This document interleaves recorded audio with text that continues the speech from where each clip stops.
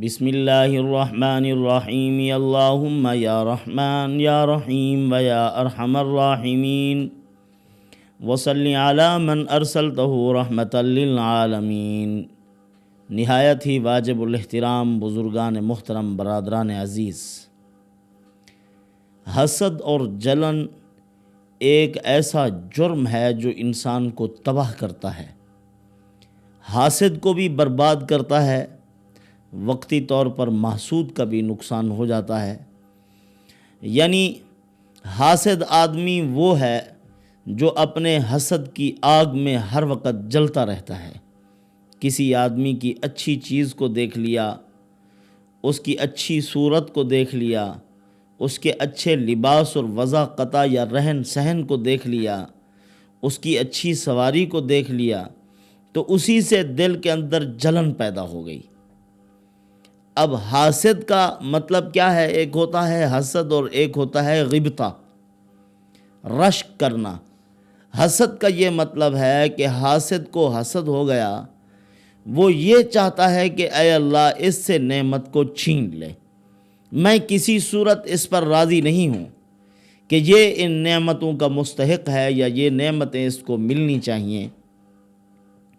اس کی خواہش ہوتی ہے کہ یہ نعمتیں اس کے پاس نہ رہیں، یہ ذلیل اور رسوا ہو جائے، اور جب حسد کے دائیے پر عمل کرنا شروع کرتا ہے، یعنی اپنی حسد کی کارروائی کو چلاتا ہے، تو ایسی گھنونی حرکات کرتا ہے جس سے وہ چاہتا ہے کہ یہ بالکل ذلیل ہو کر مخلوق کے سامنے پیش ہو جائے، یعنی کوئی اس کا مقام نہیں ہونا چاہیے، میں اس کو نقصان پہنچاؤں، سوسائٹی میں اس کا کوئی اثر نہ رہے، یہ لوگوں کے سامنے ذلیل ہو کر رہ جائے۔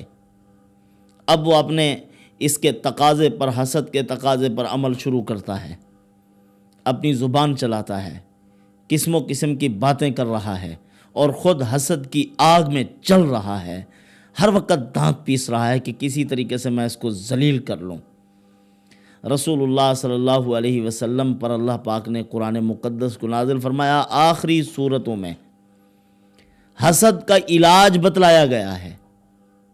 ایک تو پڑھنا چاہیے قل اعوذ برب الفلق، اس مبارک صورت کو، اور اس کے ساتھ ساتھ اور بھی معمولات آپ کی خدمت میں پیش کرتا ہوں کہ حاسد اپنی کارروائیوں میں ناکام ہو جائے۔ حسد تو اثر کرے گا، یقیناً اثر ہوگا اس کا، آپ کے دل پر ملال بھی آئے گا، لیکن آپ نے تنگ ہو کر بیٹھ نہیں جانا کہ بالکل کہیں کہ بس یہ تو بجلی کی طرح چمک رہے ہیں یا آگ بن کر ہمارے سر پر پڑ رہے ہیں۔ اس قسم کی چیزیں جب سوچو گے تو تمہاری قوت فکر مفلوج ہو جائے گی، کام کرنے کی طاقت نہیں رہے گی، آپ نے حاسد کا مقابلہ بھی نہیں کرنا، وہ کر رہا ہے، وہ جلتا رہے، اس کو وہی اس کے حسد کی آگ کافی ہے۔ آپ نے اللہ کے ساتھ رجوع کرنا ہے۔ اللہ پاک نے فرمایا وَمِن شَرِّ حَاسِدٍ إِذَا حَسَدَ، حاسد کے شر سے بچنے کی اللہ تعالیٰ سے پناہ مانگو، اور اس وقت بچو جب وہ حسد کی کارروائی کر رہا ہو۔ اذا حسد، جب تک حسد ہے، اندر ہے، کوئی نقصان کی بات نہیں ہے، کچھ بھی نہیں بگاڑ سکتا، اس کے تقاضے پر وہ خود بھی عمل نہیں کرتا۔ ہاں، جب اس نے خود عمل شروع کر دیا، اب کارروائیاں شروع ہو گئی ہیں معاشرے میں، سوسائٹی میں، اب وہ اپنے اقدامات کر رہا ہے عجیب قسم کے، تو پھر آپ صلی اللہ علیہ وسلم نے فرمایا، خدا کے قرآن میں ہے، اس وقت ان کے شر سے اللہ کی پناہ مانگو کہ خدا بچائے ان سے، یہ تو کوئی ایسی مصیبت ہے، خدا کا عذاب بن کر اتر رہے ہیں۔ تو پھر کرنا چاہیے۔ تو برادران عزیز، حاسد علماء نے لکھا ہے اصل میں شرک کر رہا ہوتا ہے۔ حاسد صفات الہیہ کا انکار کرتا ہے۔ حاسد کا کیا معنی؟ حاسد آدمی حسد کرتے ہوئے اس بات کا اپنی زبان سے بھی اگر اظہار کرتا ہے کہیں کسی موقع پہ لوگوں کے سامنے، یا وہ اللہ کے ان فیصلوں پر راضی نہیں ہے جو اللہ تعالیٰ نے کر رکھے ہیں، کسی کی اچھی زندگی کے، کسی کے عیش و عشرت کے، کسی کی رزق کی فراوانی کے، کسی کو اونچا منصب عطا کر کے اللہ نے عزت عطا فرما دی ہے۔ اب یہ ان باتوں پر راضی نہیں، یہ اللہ کے فیصلوں پر سوال اٹھا رہا ہے کہ اللہ تعالیٰ نے یہ ٹھیک نہیں کیا، معاذ اللہ۔ اس کا یہی مطلب ہوا نا، جب یہ کسی کی عزت پہ خوش نہیں ہے، اللہ تعالیٰ نے کسی کو مقام دے دیا، دولت دے دی، وہ اس پر خوش نہیں، یعنی وہ یہی اظہار کر رہا ہے کہ میں اس بات پہ خوش نہیں ہوں، یہ اللہ کا فیصلہ معاذ اللہ ٹھیک نہیں ہے۔ علماء نے لکھا ہے دبے لفظوں وہ اللہ کی صفات کا انکار کرنے والا شخص ہے، صفات الہیہ کا انکار کرتا ہے۔ یہ اللہ کی صفات ہیں، اللہ کے فیصلے ہیں، جس کو چاہے جتنی چاہے عطا کر دے۔ اسی حسد کے گناہ کی وجہ سے شیطان مردود قرار دیا گیا ہے، اپنے آپ کی بہتری کا دعویٰ کیا کہ میں تو بہت بڑا آدمی ہوں، میں تو آگ سے بنا ہوا ہوں، خلقتنی من نار وخلقتہ من طین، آپ نے اس کو مٹی سے بنایا ہے، مجھے آگ سے بنایا ہے، میری برتری تو ثابت ہے، میں تو اونچا مقام رکھتا ہوں، تو مجھے تو بلند مقام ملنا چاہیے، خلافت کا حقدار، یہ وہ ساری باتیں شیطان کے دماغ میں آئی۔ اللہ تعالیٰ نے اس کو مردود قرار دے دیا، اخرج، نکل جاؤ، آپ مردود ہو، میرا فیصلہ ہے آدم علیہ السلام کو میں نے عزت عطا کی ہے، آپ اس میں کیوں سوال اٹھا رہے ہو؟ آپ میرے فیصلے پر راضی نہیں ہو؟ اس کو مردود قرار دے دیا گیا ہے۔ سب سے پہلے آسمانوں پر جو گناہ ہوا ہے وہ حسد کا گناہ ہے، یہی جرم ہوا ہے۔ ضروری نہیں ہے کہ گناہ گاروں کے دل میں یہ دائیں پیدا ہو جاتے ہوں، گناہ گار آدمی ایک دوسرے کے ساتھ حسد کرتے ہوں، نیکوکار بھی حسد کی بیماری ان کے قلوب میں پیدا ہو سکتی ہے۔ یعقوب علیہ السلام کے جو بیٹے تھے وہ صالحین میں سے تھے، اللہ کے نبی کے بیٹے ہیں، وہاں پرورش ہوئی ہے، لیکن دل میں حسد پیدا ہو گیا یوسف علیہ السلام کے بارے میں، اور پھر اسی حسد کے تقاضے پہ انہوں نے عمل بھی کیا۔ کیا کیا کارروائیاں کی ہیں سورۃ یوسف پڑھ کے دیکھ لیجئے۔ تو یہ نیک لوگوں کے اندر بھی یہ پیدا ہو جاتی ہے، اور یہ ضروری نہیں ہے کہ یہ غیروں میں پیدا ہوتی ہو، اپنوں میں بھی، بھائیوں میں بھی حسد ہو جاتا ہے، حسد ہو سکتا ہے۔ تو جس کے ساتھ حسد کیا جا رہا ہے اس کو کہتے ہیں محسود۔ محسود آدمی حاسدین کی کارروائیوں سے پریشان نہ ہو، اللہ پر بھروسہ کرے، یہ یقین رکھے کہ یہ سارے حاسدین مل کر بھی میرا بال بھی بھیگا نہیں کر سکتے، ان کے ہاتھ میں ہے ہی کچھ نہیں، عزت کے فیصلے اللہ نے اپنے ہاتھ میں رکھے ہیں، اور پروردگار عالم اگر میرے حق میں ہے، یہ ساری دنیا پارٹی بازی بنا لے، اپنی پارٹی بنا کر میرے خلاف ہو جائیں، میرا کچھ بھی نہیں بگاڑ سکتے، یہ یقین رکھے۔ اور پھر حاسدین کی جو کارروائیاں ہوتی ہیں صبح و شام چلتی رہتی ہیں، مسلسل چلتی رہتی ہیں، ان کا مقصد کیا ہوتا ہے کہ یہ محسود جو ہے یہ ہمارے مقابلے میں کھڑا ہو جائے۔ اپنے گھٹیا پن کا تو اظہار کیے ہوئے ہیں، وہ اپنا گھٹیا پن ظاہر کر دیا انہوں نے، لوگوں کے سامنے گلے شکوے جھوٹے سیدھے الزامات بھی انہوں نے لگا دیے۔ اب وہ یہ چاہتے ہیں کہ کسی طریقے سے یہ ہمارے سامنے آئے، ایسی ایسی باتیں کریں گے دل خراش، انسان کے کانوں میں سننے کی سکت نہیں ہوگی کہ خدا جانے یہ کہاں کہاں سے پناہ کے لا رہے ہیں، ہمیں تو علم ہی نہیں ہے، ایسی جھوٹی باتیں لگائیں گے۔ ان کا مقصد صرف اور صرف جس طرح انہوں نے اپنی شخصیت کو خراب کیا، ذلیل کیا، مخلوق کے سامنے رسوا ہوئے، اب وہ یہ چاہتے ہیں کہ یہ بھی ہمارے مقابلے میں کھڑا ہو، یہ بھی ذلیل و رسوا ہو جائے مخلوق کے سامنے۔ کسی نے کسی اللہ والے کو گالیاں دی، گالیاں دینے کے بعد کہنے لگا میں نے تجھے نیچا دکھا دیا ہے، انہوں نے کہا نہیں، میں نے تیرا نیچا دیکھ لیا ہے، تو نے تو مجھے نیچا دکھایا ہے، تیرا گھٹیا پن ظاہر ہو گیا ہے۔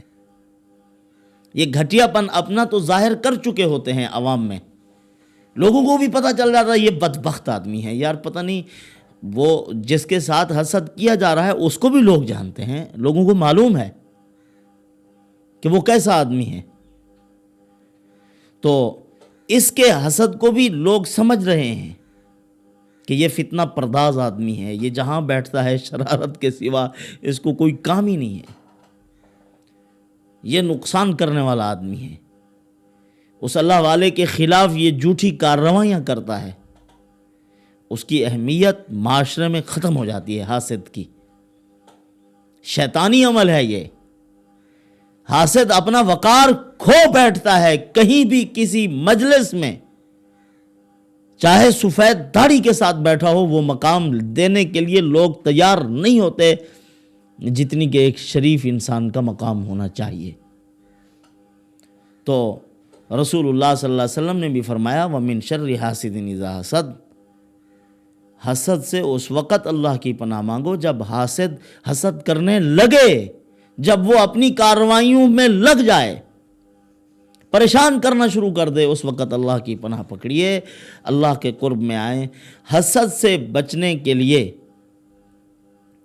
آپ ایک تو یہی مبارک سورت صبح و شام 7 مرتبہ پڑھیں۔ آپ صلی اللہ علیہ وسلم کا عمل تھا، اما عائشہ رضی اللہ تعالی عنہ فرماتی ہیں آپ صلی اللہ علیہ وسلم جب بیمار ہو گئے پھر میں دم کرتی تھی آپ صلی اللہ علیہ وسلم کو، اور اما عائشہ رضی اللہ تعالی عنہ کا ادب دیکھیں، فرماتی ہیں میں پڑھتی تھی، پڑھنے کے بعد حضور کے ہاتھوں پر دم کر کے حضور کے ہاتھوں کو حضور کے جسم پر پھیر دیا کرتی تھی۔ تو کتنی ادب ہے کہ حضور کے اپنے ہی ہاتھوں سے حضور پر دم کیا جائے، یہ ادب کی بات ہے۔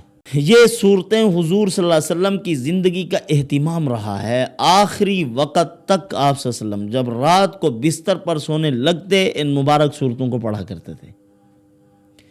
اور قاف والی جو آیات ہیں وہ پہلے بھی ہم کئی مرتبہ آپ کی خدمت میں پیش کر چکے ہیں، اگر کسی کو معلوم نہیں ہے وہ ویڈیوز میں دیکھ لے، ایک کیا 2 ویڈیو ہوں گی یا 3 ویڈیوز ہماری ایسی ہوں گی جن کے اندر ہم نے 10 قاف والی 5 آیات بیان کی ہیں، ان کے اندر حسد کا علاج ہے، وہ پڑھو۔ آپ کی دکان کے ساتھ، کاروبار کے ساتھ، آپ کی کمپنی کے ساتھ اگر کسی کو حسد ہو گیا ہے، آپ کو محسوس ہو رہا ہے کہ کسی نے نظر بد کا اثر ڈال رکھا ہے، کسی کی کوئی ایسی چیز اگر محسوس ہو تو پھر آیات قاف کو لکھ کر اپنے پاس رکھو، وہاں اپنی فیکٹری میں، اپنی ملز میں اور اپنے کاروبار اور بزنس کے مقامات پر اس کو لگا دو، چشمہ کر دو، ان کو آیات فتح سمجھیے، شیطانی اثرات، نظر بد ختم ہوگی انشاءاللہ العزیز۔ پڑھنے کا بھی اہتمام کیجیے۔ یہ بتانے ہوتے ہیں نا جو لوگوں کی کانوں میں باتیں ڈالے رکھتے ہیں، کسی بڑے آدمی کے قرب اختیار کر لیا اور اس بڑے آدمی کو لوگوں سے بدگمان کرتے رہنا، ہر وقت کوئی نہ کوئی کارروائی چلاتے رہتے ہیں، یہ ان کو کہتے ہیں مصاحبین، بادشاہوں کے قرب میں رہنے والے لوگ۔ حدیث پاک میں آپ صلی اللہ علیہ وسلم نے ان کو بتانا کہا ہے۔ بتانے 2 قسم کے ہوتے ہیں، خیر کا عمل کرنے والے بتانے ہوتے ہیں اور شر کا کام کرنے والے بھی بتانے ہوتے ہیں۔ تو آپ صلی اللہ علیہ وسلم نے فرمایا کہ بطانۃ تأمرہ بالخیر وتحضہ علیہ، بطانۃ تأمرہ بالشر وتحضہ علیہ، خیر کا کام کرنے والے بھی بتانے ہوتے ہیں، شر کا کام کرنے والے بھی بتانے ہوتے ہیں۔ جو انسان کو خیر کے کام میں لگائے رکھتے ہیں، بڑا آدمی یہ سمجھ رہا ہوتا ہے یہ بھی میرا خیر خواہ ہے، یہ بھی میرا خیر خواہ ہے۔ اب کیسے پتہ چلے گا کہ کون خیر خواہی کے روپ میں دشمنی کر رہا ہے؟ اس کو سمجھنا ضروری ہے، اور کون ہے جو خیر خواہی کے روپ میں حقیقی خیر خواہ ہے، یہ سمجھنا چاہیے۔ حضور صلی اللہ علیہ وسلم نے فرمایا والمعصوم من عصم اللہ، بچے گا وہ جس کو اللہ بچائیں گے، ورنہ اس طرح سے بچنا کسی کے لیے ممکن ہی نہیں ہے، کیونکہ بتانا وہ ہوتے ہیں جو معاملات میں گھسے ہوتے ہیں، اتنی گھسے ہوئے ہوتے ہیں کہ اندر کے معاملات تک ان کی رسائی ہوتی ہے۔ اب ان کی بندہ نہ مانے، کیسے نہ مانے؟ چارہ ہی نہیں ہوتا اس کو، غلط کام کرا جاتے ہیں، کسی کی غیبت کی، کسی کے بارے میں غلط باتیں ڈالتے رہے، کسی نوکر کسی ملازم کے ساتھ حسد ہو گیا، اس کو ذلیل و رسوا کرنے کے لیے تل گئے، وہ ہر وقت اس کے دماغ میں ڈالے رہتے ہیں۔ ایک بادشاہ تھا، اسی طرح بادشاہ کو اپنے ایک وزیر سے لوگوں نے بدگمان کیا کہ بادشاہ سلامت فلاں جو وزیر ہے آپ کا اس طرح ہے، اس طرح ہے، ہر وقت کوئی نہ کوئی غلط بات کان میں ڈالتے رہیں۔ تو یہ عام طور پر یہ مثل ہمارے ہاں مشہور ہے کہ یہ بڑے لوگ جو ہوتے ہیں یہ کان کے بڑے کچے ہوتے ہیں، جو بات سنی اس پر عمل شروع کر دیا۔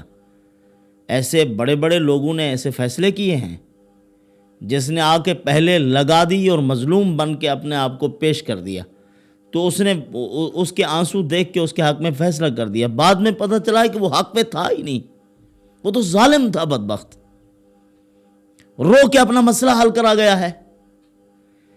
اسی طرح اس بادشاہ کو وزیر کے بارے میں اتنی لگایا کہ اس نے فیصلہ کیا ایک مرتبہ، جب بھی یہ میرے سامنے آئے گا میں اس کی گردن اڑا دوں گا۔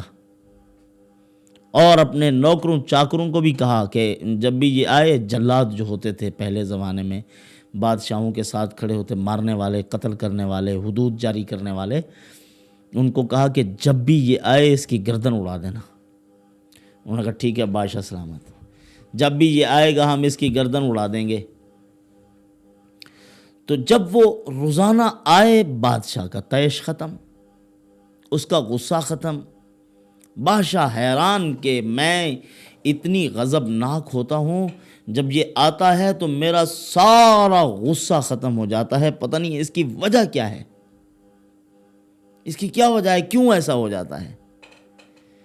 ایک دن اس کو بلایا، کہا کہ ہمیں صحیح صحیح بتاؤ آپ کیا کرتے ہو، کیا عمل ہے آپ کا، ہم تو فیصلہ کرتے ہیں کہ آپ کو قتل کریں گے، لیکن جب آپ آتے ہیں تو پھر ہمارا غصہ ختم، اس کی کیا وجہ ہے۔ انہوں نے بتلایا کہ میں آیات قاف کا ورد کرتا ہوں، یہ پڑھتا ہوں، اللہ تعالیٰ نے اس عمل کی برکت سے آپ کے شر سے محفوظ کر رکھا ہے، اسی لیے حاسدانہ کارروائیوں سے بچنے کے لیے آیات قاف کا بھی اور قل اعوذ برب الفلق کا اہتمام کرو۔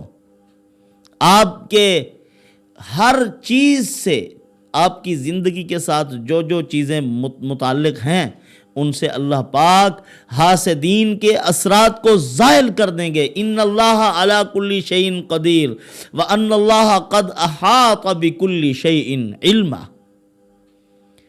اللہ ہر کسی کو جانتے ہیں، اللہ پاک نے ہر چیز کا احاطہ کیا ہوا ہے۔ یہ جو حسد کی آگ میں جل رہے ہیں، انتقامی جذبات سے مغلوب ہو کر اپنی تلواروں کے رخ اور تیروں کے رخ ہماری طرف کر دیے ہیں، اللہ تعالیٰ ان کے شر سے بچائیں گے، وہ قادر مطلق ہے، یقین رکھنا چاہیے یہ۔ اور ان آیات کا بھی ورد کرو، ان اللہ علی کل شیء قدیر وان اللہ قد احاط بکل شیء علما۔ ان کو پڑھو بھی، ان کے مضامین پر غور بھی کرو کہ اللہ تعالیٰ کو ہر چیز کا اللہ تعالیٰ نے گھیرا کیا ہوا ہے، اس کے احاطہ علم اور احاطہ قدرت سے کوئی چیز باہر نہیں ہے۔ کوئی یہ سمجھے کہ میں اللہ تعالیٰ کے قانون سے ماورا ہوں، یہ ہو ہی نہیں سکتا۔ اللہ تعالیٰ کے قانون کے شکنجے میں ہیں لوگ، وہاں سے نکل نہیں سکتے۔ اسی لیے قرآن مقدس میں اللہ نے اعلان فرمایا ہے، یا معشر الجن والانس ان استطاعتم ان تنفذوا من اقطار السماوات والارض فانفذوا لا تنفذون الا بسلطان فبأي آلاء ربكما تكذبان۔ ہے جنوں اور انسانوں، اگر تم طاقت رکھتے ہو تو بھاگو، بھاگ کر دکھاؤ، میری سلطنت سے نکل جاؤ۔ کہاں جاؤ گے؟ اللہ کی حدود کہاں ختم ہو رہی ہے؟ کہیں بھی نہیں۔ ساری کائنات پر، دریاؤں، سمندروں پر، بحر و بر پر، خشکی اور تری پر، فضا میں، آسمانوں پر اللہ کا قبضہ ہے۔ اللہ پاک بھاگ کر دکھاؤ، پھر لا تنفذون الا بسلطان، نہیں بھاگ سکتے تم مگر اللہ کی سلطنت۔ جہاں بھی جاؤ گے اسی کی سلطنت، اسی کی حکومت چل رہی ہے، تو نہیں بھاگ سکتے۔ جب بھاگ نہیں سکتے تو پھر رک جاؤ۔ اللہ کے سامنے ہتھیار ڈال دو، حاسدانہ رویے ختم کر دو، نہ اپنی شخصیت کو مجروح کرو، نہ کسی اور کو ذلیل کرنے کی کوشش کرو۔ نادان کو اس بات کا بالکل نہیں پتہ، وَتُعِزُّ مَن تَشَاءُ وَتُذِلُّ مَن تَشَاءُ، جس کو چاہتا ہے عزت دیتا ہے، جس کو چاہتا ہے ذلیل کرتا ہے۔ نادان اپنی کارروائیوں میں لگے رہتے ہیں، ان سے کچھ نہیں ہونا۔ اللہ تعالیٰ ہی حفاظت فرمائیں گے۔ والسلام وما علینا الا البلاغ۔